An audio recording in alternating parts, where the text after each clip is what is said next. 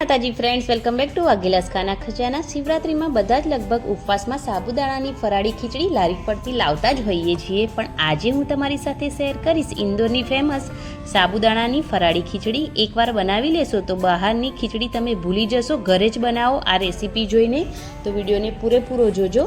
અને તમને જો આજની આ મારી એકદમ ટેસ્ટી ચટપટી એવી ફરાળી સાબુદાણાની ખીચડીની રેસીપી પસંદ આવે તો ચેનલને જરૂરથી સબસ્ક્રાઈબ કરજો, લાઈક કોમેન્ટ અને શેર જરૂરથી કરજો।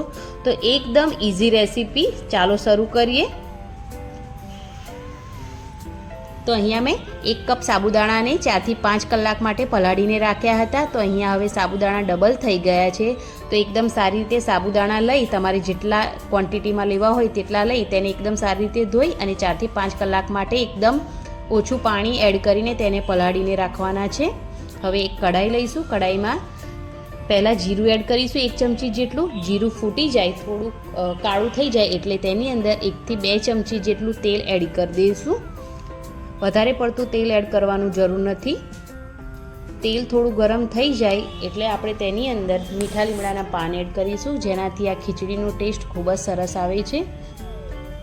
મીઠા લીમડાના પાન એડ કર્યા પછી એકદમ ઝીણું સમારેલું ટામેટું એડ કરીશું અને એકદમ સારી રીતે ટામેટાને શેકવાનું છે।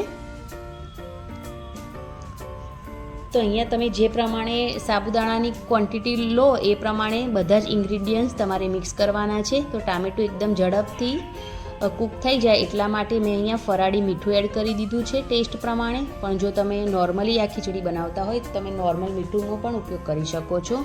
અહીંયા મેં લીલા મરચાં એડ કરી દીધા છે। લાલ મરચાં પાવડરનો ઉપયોગ આપણે બિલકુલ નથી કરવાના, એટલે જે પ્રમાણે તમને તીખાશ જોઈએ એ પ્રમાણે તમારે લીલા મરચાં એડ કરી દેવાના છે। તો લીલા મરચાં અને ટામેટાને એકદમ સારી રીતે કૂક કરી લેવાના છે અને એકદમ સારી રીતે કૂક થઈ જાય એટલે તેની અંદર એક મોટું બટાકાને મેં બાફીને એડ કર્યું છે અને તેની સાથે થોડી સૂકી દ્રાક્ષ એડ કરી છે।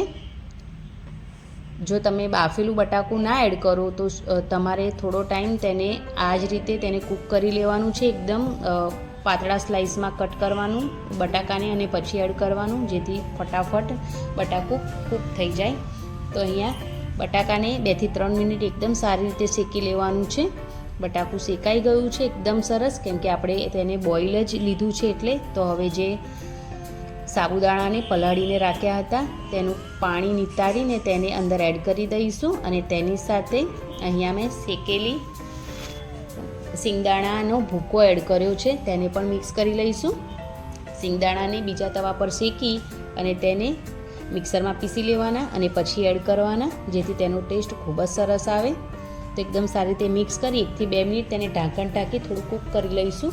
વધારે તેને ઢાંકણ ઢાંકીને કૂક કરવાની જરૂર નથી, 1 થી 2 મિનિટ જ તેને ઢાંકણ ઢાંકીને કૂક કરવાનું છે। ગેસની ફ્લેમ મીડિયમ જ રાખવાની છે। હવે થોડો લીંબુનો રસ નાખીશું અને થોડા ધાણા નાખીશું અને થોડા જે સિંગદાણા છે તેને ફ્રાય કરીને લીધા છે મેં, તેને એડ કરીશું। તો અલગથી થોડા સિંગદાણાને તમે ફ્રાય કરીને પણ એડ કરી શકો છો, અથવા તો તમે જ્યારે ટામેટું એડ કરો તેની પહેલાં થોડા સિંગદાણાને ફ્રાય કરી અને કાઢી લેવાના અને લાસ્ટમાં એડ કરવાના, જેથી તેનો ટેસ્ટ ખૂબ જ સરસ આવે છે, એકદમ ક્રન્ચી। હવે એકસાથે બધી સામગ્રીને એકદમ સરસ મિક્સ કરી લઈશું અને ગેસની જે ફ્લેમ છે તેને બંધ કરી દઈશું। તો એકદમ ચટપટી અને છૂટી સાબુદાણાની ફરાળી ખીચડી બનીને રેડી થઈ ગઈ છે। તો ચાલો તેને સર્વ કરી લઈએ।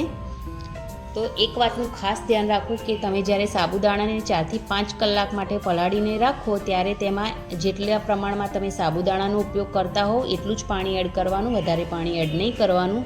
જો તમે વધારે પાણી એડ કરશો તો સાબુદાણાની ખીચડી થઈ છે એ છૂટી નહીં બને।